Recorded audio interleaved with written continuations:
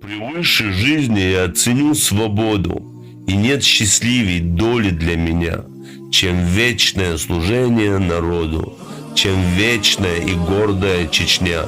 Она моя надежда и опора, я посвящаю жизнь свою, и если суждено мне пасть в бою, то это лучше бремени позора. Лечи Хултыгов, чеченский деятель органов государственной безопасности, директор службы национальной безопасности Ичкерии, бригадный генерал Чеченской республики Ичкерии.